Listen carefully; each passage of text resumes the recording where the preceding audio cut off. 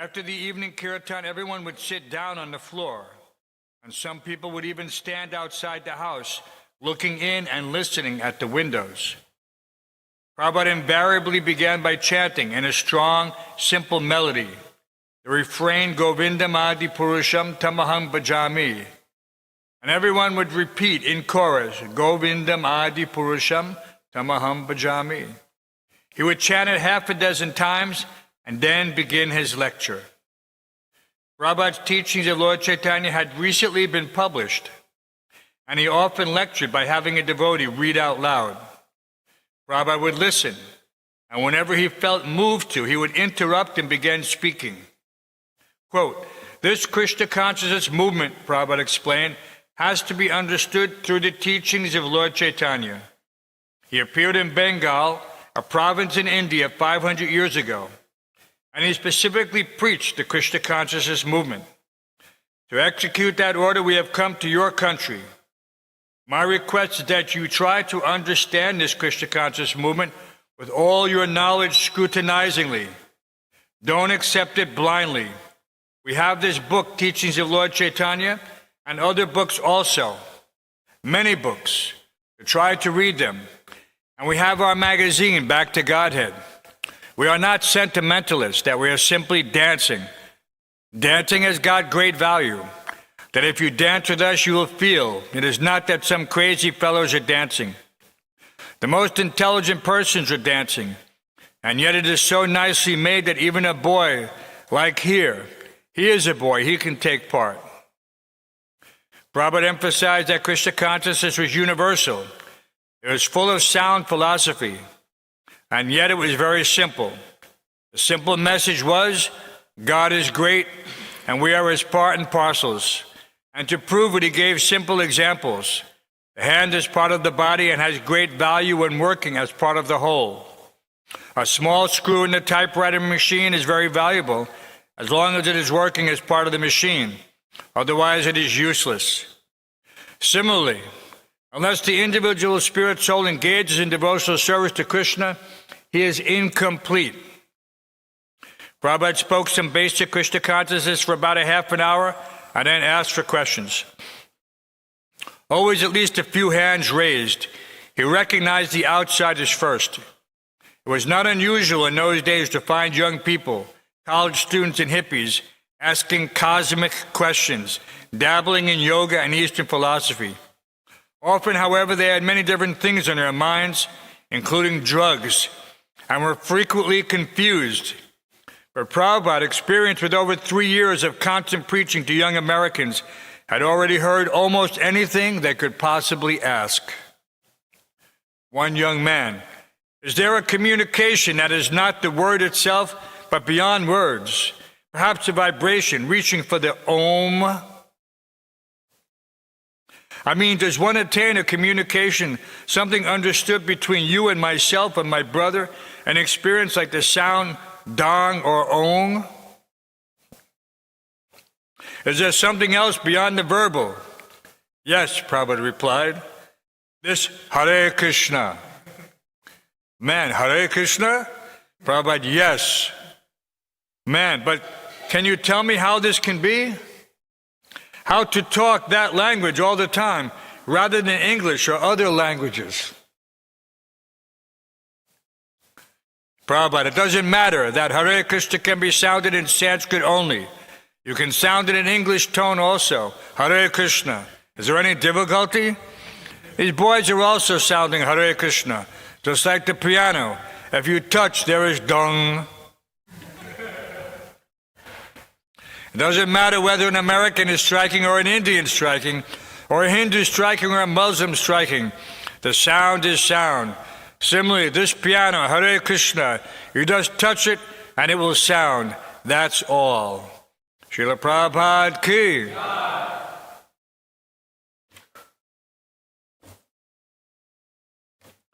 Only Prabhupada can make it so clear to someone who is so confused.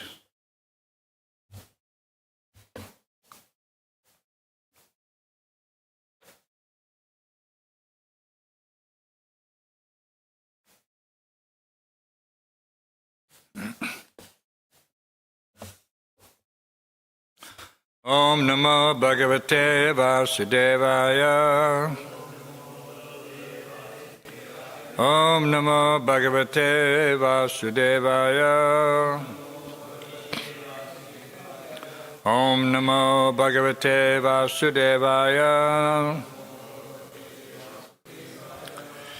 Continued reading from Srimad Bhagavatam, 4th Canto, 14th Chapter, Text 42, chapter titled The Story of King Vena.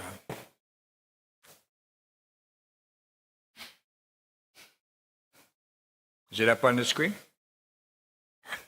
Nāṅgasya rājarṣer. Nāṅgasya rājarṣer.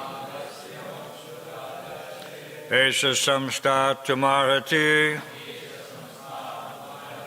saṁsthātum arhati. amogha-vīryā nṛpā. amogha-vīryā nṛpā. vaṁśe smin keśavāśrayāḥ. vaṁśe smin keśavāśrayāḥ. Please chat.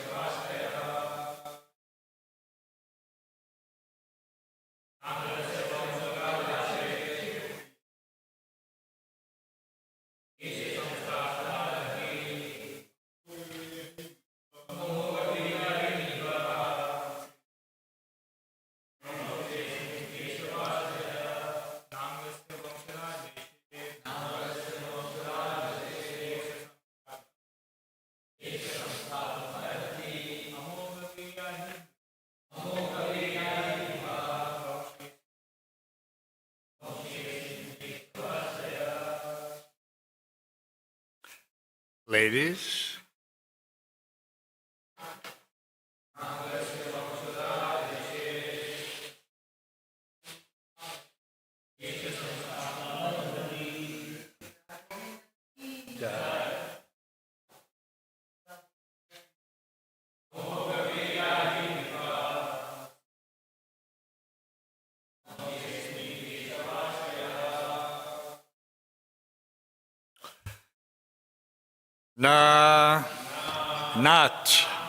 nāṅgasya of King Aṅga, vaṁśo, family line, rājarṣer of the saintly king, ēsha, this saṁsthātum, to be stopped, arhati, ought, amogha, without sin, but powerful, vīryā, their semen, he, because, nṛpā, kings, vaṁśe, and the family, smin, this, keśavāśrayāḥ, of the Supreme Personality of Godhead,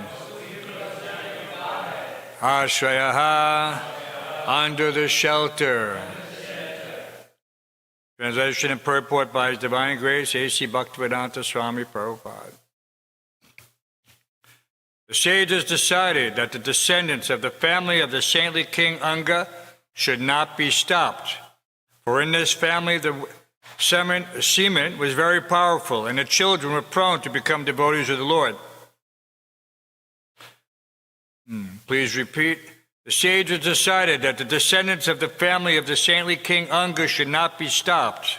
The sages decided that the descendants of the family of the saintly King Aṅga should not be stopped. For in this family the semen was very powerful, and the children were prone to become devotees of the Lord. Purport by His Divine Grace, A.C. Bhaktivedanta Swami Prabhupada. The purity of hereditary succession is called amogha-vīryā. The pious seminal succession in the twice-born families of the Brahmanas and Kshatriyas especially, as well as in the families of Vaishyas also, must be kept very pure by the observation of the purificatory processes beginning with Garbhodhan Sanskar, which is observed before conceiving a child. Unless this purificatory process is strictly observed, especially by the Brahmanas, the family descendants become impure, and gradually sinful activities become visible in the family. Maharaj Aṅga was very pure because of the purification of semen in the family of Maharaj Dhruva. However, his semen became contaminated in association with his wife Sunita, who happened to be the daughter of death personified. Because of this polluted semen, King Vena was produced. This was a catastrophe in the family of Dhruva Maharaj. All the saintly persons and sages considered this point, and they decided to take action in this matter, as described in the following verses. Amogha-vīryā ganantanashalakaya chakshurmalataminitasmai Shri Gurave Namaha Mukam karoti vagalam pangul mankaite guram yatvipatam vahande Shri Gurum Dhirataranam Srinvata Swakata Krishna Punya Shavana Kirtana Ridyantaksto Yabhadrani Vidunoti Suritsatam. So this is like we were reading in Srila Prabhupada Leelamrita, the youth at that time, so based on the publication of Teachings of Lord Chaitanya, this is 1969 or late 1968. And so everyone had, at this time, as Prabhupada had much experience now, dealing with young people who were confused due to the mode of intoxication that was prevalent at the time. People were trying to take shortcuts to self-realization. And the primary vehicle for that was this LSD. So a lot of these questions are coming from that perspective. Confused, mixed with their dabbling in various pseudo-philosophies. And so there's questions of cosmic, how can you say it, subject matter were somewhat prominent in their minds, which all worked out in Srila Prabhupada's favor, because he is the only person who could bring to them true enlightenment. And everyone was seeking. So it basically opened up, as one famous author, Aldous Huxley, said, the doors of perception. So this was, the whole stage was set specifically for Srila Prabhupada. It couldn't have been arranged any better. Their inquisitive minds were primed to hear the absolute truth, and they were just waiting for the messenger. So this is In hindsight, looking back at the situation, there couldn't have been a more favorable arrangement. And so therefore, we see that why Prabhupada came to America. You would think that under the circumstances with so much of this intoxication, what is it? The vernacular was drugs, sex, and rock and roll. That this would not be a favorable environment. But as it happened, it was the most favorable environment. Because due to exhausting themselves trying to attain happiness through this philosophy, they became somewhat perceptive to alternatives because this one hadn't worked. They were simply becoming burned out. And that was a common refrain. People would say, oh, you're going to this philosophy because you're burned out. Burned out means you tried everything and still you haven't achieved satisfaction. Otherwise, what does it mean to be burned out? It means whatever you've tried has not worked. You've put all the wood into the fire and nothing is left. No flame, no heat, no light. So somehow or other, Krishna had arranged this. We don't, try to read too much into it. We understand that not a blade of grass moves without the sanction of the Supreme Lord. So it's not a coincidence. Not just this, but everything else surrounding it. What was happening at the time? So many disturbances, wars, soon to be the situation in countries like Bangladesh, the favorable response from famous personalities like the Beatles. So this is not an ordinary situation, but there has to be some perspective. That's what Prabhupada gave to us, is content in order for us to be able to apply our intelligence to the context and to analyze everything in the proper perspective. So this is a historical perspective, but it's something that is important for us to understand because it puts our situation in relationship to that in such a way that we can appreciate the importance of this movement. It's not just a simple religious revival by a few people here and there across the world. This is the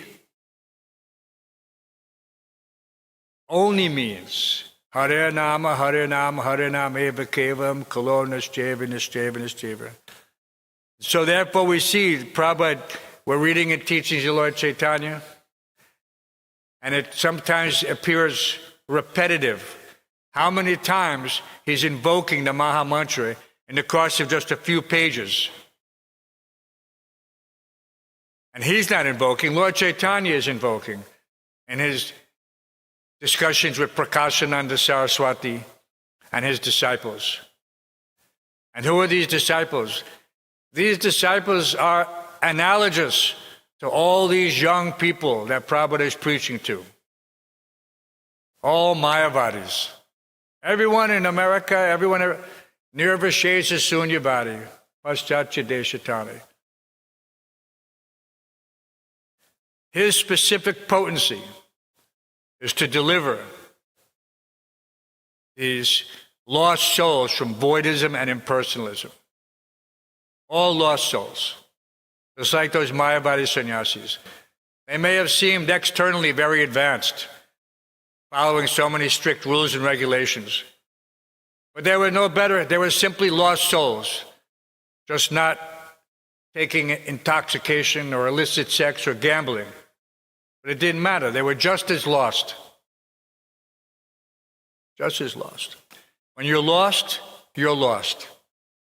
Doesn't matter what you're wearing or what you look like or how rich you are or whatever your other external attributes may be. And so this is interesting. Of course, this historical aspect of the story of King Aṅga has some related purport. They have to find a solution, that the sages have done something. It's one thing to take action, but it's another to deal with the consequences. So this is about to unfold. So there's intelligence means, according to Srila Prabhupada's purport, to analyze things in their proper perspective. So it seemed that the sages here, the brahmanas, they're not really sages, so to speak. They have a hermitage, they have their lifestyle, but they did several things that had subsequent bad reactions. So the ability to see these things in their proper perspective, palam pariciyate, this is the symptom of someone who is actually realized. So it appears from this that these sages were not very much realized. They were brahmanas, they had potency, but their ability to foresee the consequences was not very developed. But maybe that's just the storyline, just to keep the action going. Because these narrations obviously have a purpose. And so there's instructions embedded within them, and we have to find those instructions. And who better than Srila Prabhupada to give us the expansion? That's the meaning of Bhaktivedanta purport. Otherwise, if we were simply reading these shlokas, it would basically be incomprehensible. We could not understand them.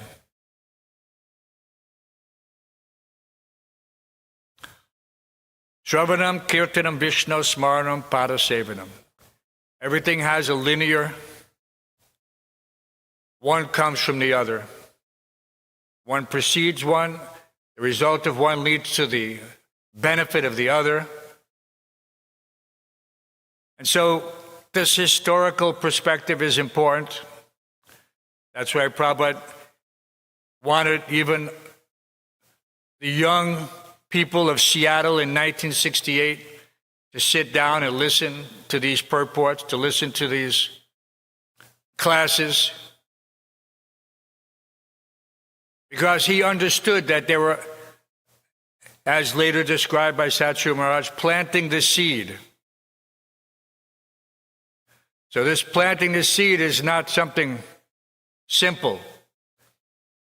When a seed is planted, the ground has to be properly cultivated.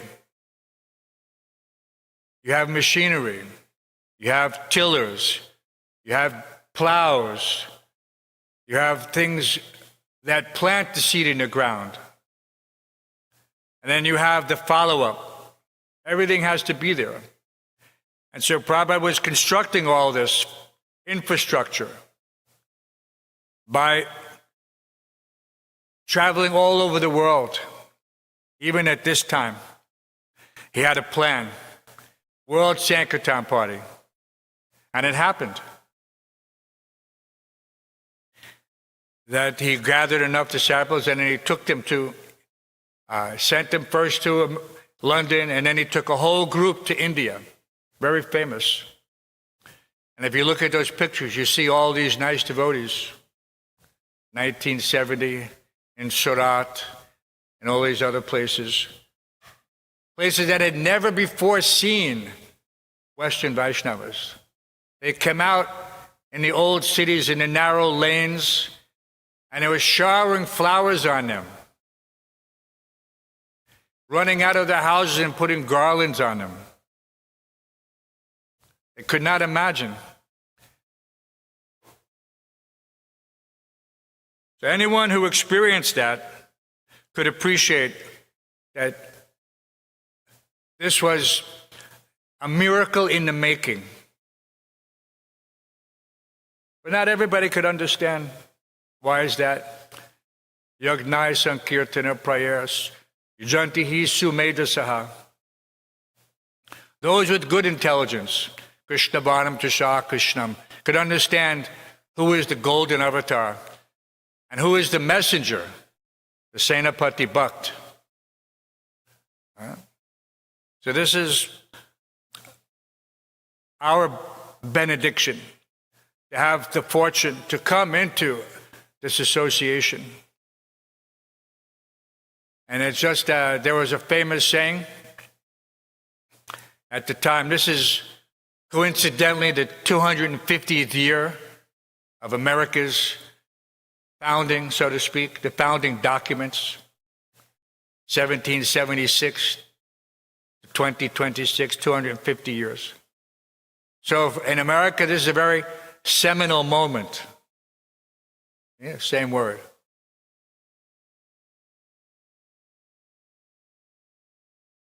And in the course of that, someone questioned one of the founding fathers.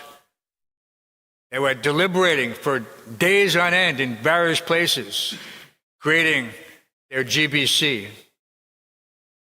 And one person asked, "What kind of government have you given us?" And the founding father responded, "A republic, if you can keep it." Because they were thinking, is it a democracy, a monarchy, parliamentary? Various options were being proposed, how to govern this new country. Simply a confederation of states. So we're in a similar situation. Prabhupada gave us this outline. This is not an ordinary movement. Srila Bhaktisiddhanta, in his wisdom and foresight, said you must create the GBC. So this is the same thing. So Prabhupada simply gave us this structure. But the tendency is there because nature is not stagnant, that people, for whatever reason, want to have change. And Prabhupada criticized this very heavily. He said that this was the American disease, not just American, Western disease. It's changing, always changing. So even now there's so much attempts to try to change things. One has to be very careful. Who benefits from such changes? In the interest of preaching, in the interest of propagating Krishna consciousness, one has to weigh the pros and cons very carefully. All you young men and ladies have to be very careful in understanding the philosophy, internalizing it, executing it, and always with the prime direction of, what is that? Dharma projita kaitavocha paramo nirturnam, the welfare of the world. The welfare of the world. Not for my benefit, not for my aggrandizement, not for name and fame. So all these things have to be put into perspective. There's again that. And interesting how Prabhupada could condense. If you ask anybody in the material world, what is the definition of intelligence?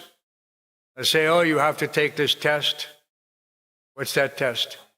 IQ test, intelligence quotient. But that's not the symptom of intelligence. Anybody could take a test and pass it, random questions. They have people who are called idiot savants. These two things seem to be contradictory. An idiot means someone who's not very intelligent, but a savant means somebody who has an extraordinary talent. How can that be? They have certain mental arrangements where their brains are wired in such a way that they can make amazing calculations almost instantaneously, faster than even a computer. And so such persons have facility for things like numbers. But this is not intelligence. Computer can do that. So it's machine intelligence. So Prabhupada defined intelligence means to understand things in their proper context, to analyze things in their proper perspective. So in order to have perspective, one has to have context. That's why Shravanam, Kirtanam, Vishnu Smaranam. Without which one cannot have any basis for realization.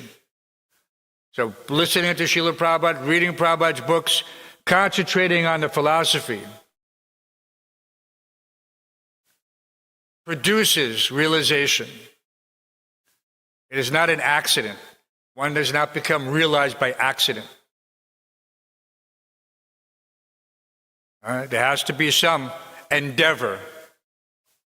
Nothing happens without making an effort.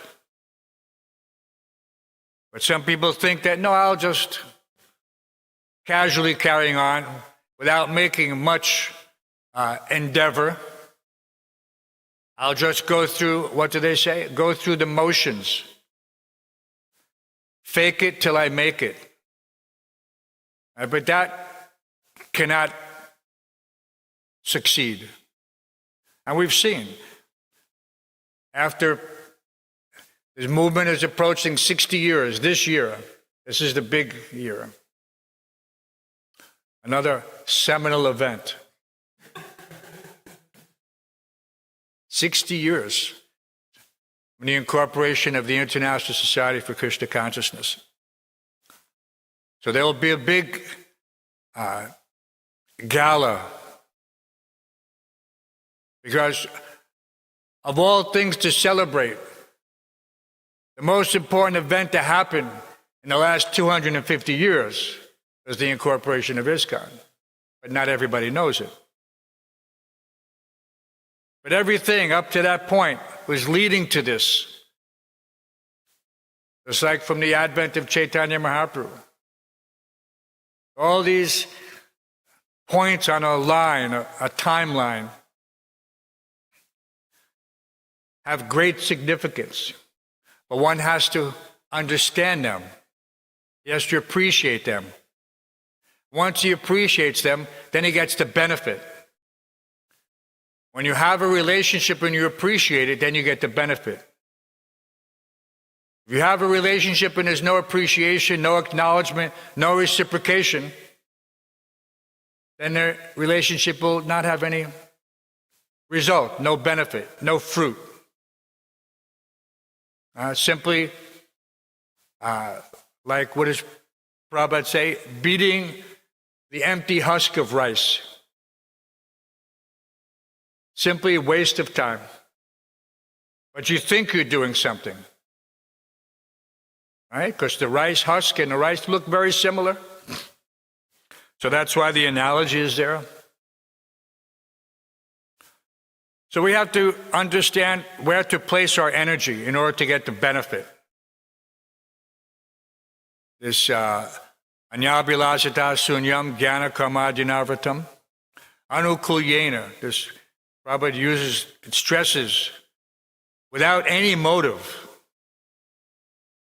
One is even, to the extent that he's carrying any motive, to that extent he'll not get the realization. It will not be full, just like anyone can get some benefit. Right? But you won't get the full benefit. So then it becomes shrama eva hi kevalam, useless waste of time. And all these things are there, again, in context. So we should follow the examples of those who have been successful in spiritual life. Generally, success means longevity. You know, you praise a person in the material world. After 50 years, you give that person, what? A gold watch. That used to be the emblem, you know, of someone's faithfulness to a company. He's 50 years working for the railroad, and he gets a gold watch. An acknowledgement. It's a small token, but it's something. But it represents dedication to the benefit of that particular institution, whatever it is. Railroad, the factory, this or that thing. So the cumulative benefit of chanting Hare Krishna is that one becomes convinced in the validity of the process. Until one has that conviction, firm faith, then he will not get the result, unfortunately. It can be 49.9 years. But if he's here just because, well, I've been here so long, I have no place else to go, sometimes you hear that. I like the lifestyle. I appreciate this. Prasadam. You know. So this is not a lifestyle. This is a life commitment. So when one has that freedom from this, what can we say? The anarthas. Sarva pari vinira muktam tat paratvaina nirmalam. Sarva upari. This unwanted things. He has to gradually be getting rid of them. Just like when you go to the hospital, you don't go to the hospital to stay there. You go to the hospital to get cured. You know, then you go back to normal life, so-called normal life. So many analogies Prabhupada gave in that regard, like jaundice. You know, in America, very few people know, unless you've traveled abroad, what jaundice is. You know, because it's not something that you get in America. Not a disease. But if you go to travel in India, very quickly you can get jaundice. And so then it means something. You understand how these things can affect you. Huh? And when you actually have jaundice, everything becomes affected by it. Your taste, your sight, your appearance, everything is affected. So until you get cured, you cannot have proper existence. And so we're taking the medicine in the form of the holy name just to become cured from this jaundiced condition, the inability to perceive the actual reality that, as Prabhupada is chanting, why is he chanting? Govindam adi purusham tamaham bhajami. To these students, they don't know anything. But yet he's giving them something very sublime. Govindam adi purusham tamaham bhajami. And he's having them chant this. Because it's so powerful. His mantra is Just like we saw that these brahmanas, by their potency, their accumulated Brahma Tejas, they were able to kill Vena simply by the sound. Simply by sound. So simply by sound, this Govindamadi Purusham Tamaham Bhajami is killing the demoniac influence that is present in all the inhabitants of Kali Yuga. Immediately by invoking that from the lips of a pure devotee, immediately people were transformed. So many devotees were made in Seattle by Srila Prabhupada.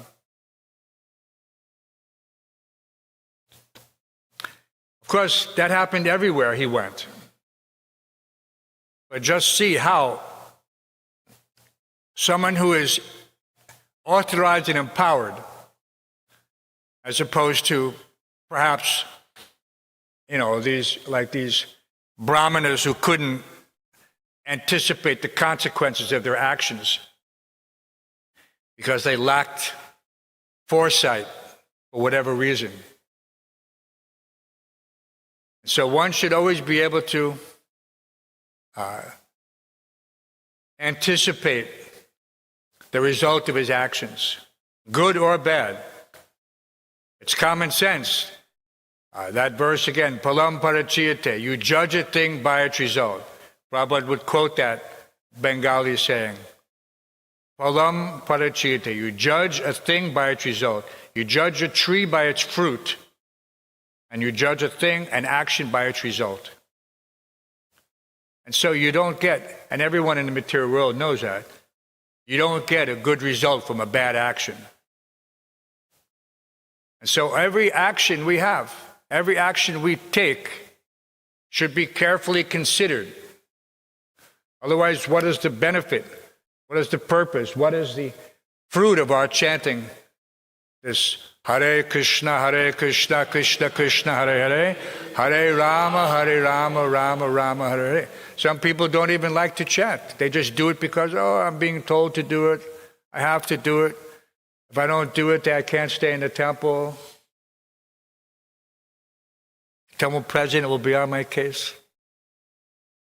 It is for everyone's benefit, not just, those who are sincere. Even those who are not sincere, if they simply engage in that way sincerely, they become sincere. Why? Because Chaita Darpanam Arjanam Bhava Mahadavadi Nirvapanam. The dust on the heart is being cleansed. Whether you considered it or not, the action takes effect. Just like fire burns. Prabhupada gave us so many analogies. If you simply stay in the fire, that means to voluntarily subject yourself to the austerities surrounding the process of devotional service. And it's not very difficult. Atyaharas priyasas cha prajapaniyamagraha janasanga chalolyam cha sadbhir bhaktir pranashati. It's a simple thing. Not complicated. Uttahan nisjyadarya tat tat karma vatan. Such a simple process. If one wants to succeed, such a simple process. But it means he has to give full attention. There are some people who have attention deficit disorder. It means they cannot stay focused on one thing. They jump around to different things. And the cure is to do one thing and to complete it, and then to go to another thing. But because of that deficiency, they cannot do that. So then they have to be given some structure. They have many exercises where people who are so afflicted have to make a list and check off, okay, I've completed this task, let me go to the next task. And in that way, that disorder becomes an asset. Because they're used to doing many things, so that remains the same, but now they do everything in order, upon completion, one after another. So everything can be utilized in Krishna service. But one has to have the mercy of such a Senapati Bhakt like Srila Prabhupada and his sincere followers, those who are determined to maintain his standards. It's a very important point. Remember, like the saying, Prabhupada gave it to us, can we keep it? Srila Bhaktisiddhanta gave it to Prabhupada, and he kept it, and therefore there was success. So now it is up to us to maintain what was given to us. And then, obviously, there will be success in that continuity. We won't be like these brahmanas who couldn't see the results of their actions and then had to go and correct it. Isn't that a good thing to be? One should not act unless he's sure of the result. This is just common sense, but sometimes common sense is not so common. Shall we read the translation again? The sages decided that the descendants of the family of the saintly King Aṅga should not be stopped. For in this family, the semen was very powerful, and the children were prone to become devotees of the Lord. So this is similar, that this International Society for Krishna Consciousness has potency, just like the semen of these linear, famous dynasties. But it can be adulterated if we're not careful. So when purity is the force, isn't that what it said? Books are the basis. Purity is the force, preaching is the essence, utility is the principle. All those things have to be there. Not have to, but that is the general idea. And so we have structure. It's not that we do whatever we want. Prabhupada didn't go through all this effort to create a GBC, institute temples, temple structure, temple presidents, temple commanders, department heads, for a purpose. Bhakta leaders, sannyasis, all these things have to be there. And they're there for a purpose. But sometimes we don't see or we don't care. And it's very obvious when someone has that attitude. And that creates a disturbance. So we have to be very careful in our own conduct not to be the cause of that disturbance. Don't be that person. Isn't that what they say? Don't be that person. Sometimes they have a particular way of saying it to emphasize the point. So we just have to understand in general the context. Don't be that person who does that thing which will create a problem for the society and himself or herself. Be the asset, not the liability. Be the solution, not the problem. So this should be our constant companion. That we're here to serve the spiritual master and to put a smile on his face. Someone may not understand because it's an intangible. You can't touch it, you can't feel it. That to please the spiritual master was the prime direction, prime directive of these young men and women. Nobody could understand. They thought, these people are just a cult. But for those who recognize who Srila Prabhupada was, This was the highest achievement that one could possibly consider, was to put a smile on the face of the pure devotee of the Lord, the direct representative of the Supreme Personality of Godhead. But all those realizations had to be there in order to achieve that happiness associated with that endeavor. No one could, you can't put it in a bottle, as they used to say. Right? But yes, but pleasing Prabhupada's smile was everything. So, if you want to put a smile on Srila Prabhupada's face, just like, what does it say? If you love me, what does he say? Do a few things. Distribute my books. That's one thing. Love me, what else? Cooperate. So these things are possible. It's not that these things are not just some catchy phrases.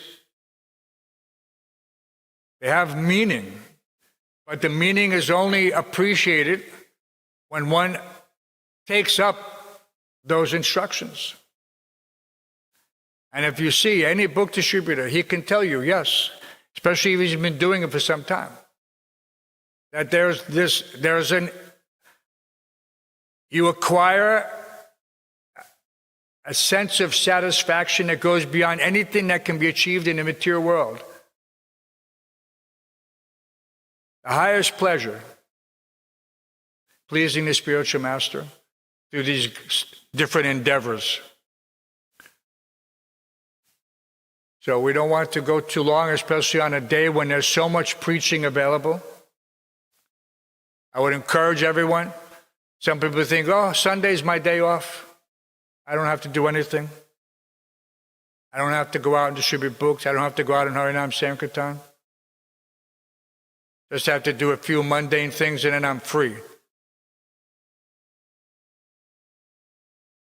There is no such thing for a disciple or one who considers himself as such. One is thinking, I'm just an independent contractor. I do something for society and they do in turn reciprocate with me. Then one will get some benefit. But the actual benefit comes from this, what we read recently in the teachings of Lord Chaitanya, that constant engagement is a symptom of spiritual advancement. And contrary to that, the alternative is that you see that people, without that conviction, without that realization, they have no such enthusiasm. Because that's what enthusiasm doesn't mean jumping high into kirtan. Enthusiasm doesn't mean running around, with a smile on your face, without any direction. That was there during the heydays of the drug epidemic. Had many people like that, walking around with a brainless, thoughtless look on their face. Yeah. Enthusiasm means purpose. One is convinced that I should engage continuously, ahoitikiya pratiyata. And then what is the result? Ye atma suprasidati. So if you want that realization, then you have to engage in that activity. So this is the day when you have to go above and beyond the so-called call of duty. I did my week's worth. I worked for 6 days. No, I'm not going to do anything. No. You have to find something and you have to do it. And then you will put a smile on Srila Prabhupada's face. Grantaraj Srimad Bhagavatam Ki. Any questions?